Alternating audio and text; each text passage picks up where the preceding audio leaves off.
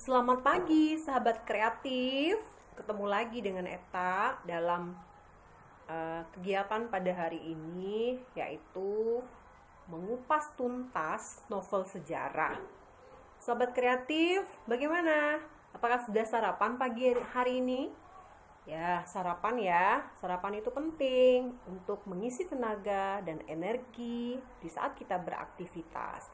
Apalagi di saat pandemi ini. Sarapan adalah hal yang paling penting. Sambil sarapan, mari kita mau sama-sama melihat tentang novel sejarah. Nah, novel sejarah Indonesia bisa menjadi bacaan alternatif, khususnya bagi penggemar fiksi. Pasalnya, sambil menikmati cerita fiksi, pembaca akan diajak menelusuri jejak sejarah Indonesia. Entah dari tokoh terkenal ataupun bisa juga dari peristiwa bersejarah. Nah, banyak sekali cerita-cerita yang berupa novel sejarah. Misalnya yang dibuat oleh Pramudia Anangtatur tentang jejak langkah, rumah kaca, anak semua bangsa, bumi manusia. Itu semua contoh-contoh cerita novel sejarah yang sangat menarik untuk dibaca. Sahabat kreatif, membaca sejarah melalui novel Indonesia ini juga menjadi salah satu cara belajar sejarah dengan cara yang menyenangkan.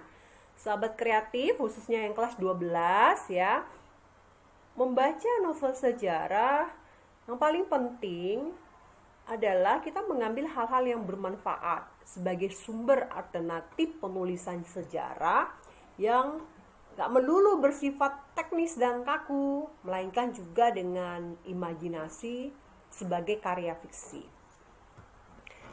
Penasaran dengan novel sejarah? Ayo kita coba untuk mengupas novel-novel sejarah. Pertama yaitu tentang novel yang berjudul Pasar. Nah, pertama ada novel Pasar. Ini adalah karangan Kunto Wijaya ya, yang pertama diterbitkan tahun 1990-an dan sudah dicetak ulang beberapa kali. Nah, proses cetak ulang buku ini menandakan jika pemikiran Kunto Wijaya dalam karyanya ini masih relevan dengan kondisi masyarakat saat ini. Novel Pasar itu berlatar di sebuah pasar tradisional ya, di suatu daerah itu di Jawa tahun 1970-an. Pada saat itu, masyarakat terbagi-bagi menjadi beberapa kelas sosial dan sangat jelas digambarkan dalam novel ini. Nah, sahabat kreatif, tokoh utama cerita ini merupakan seorang mantri yang mewakili kelas priai.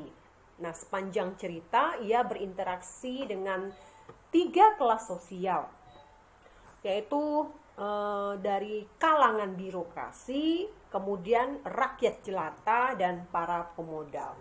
Ya, birokrat itu ya seperti orang-orang yang memiliki kekuasaan, kemudian rakyat jelata orang biasa, dan pemodal itu pengusaha-pengusaha seperti itu. Nah, selain dikenal sebagai sastrawan handal, almarhum Kunto Wijoyo merupakan sosok yang membawa semangat profetik baik dalam karya akademis maupun karya sastra.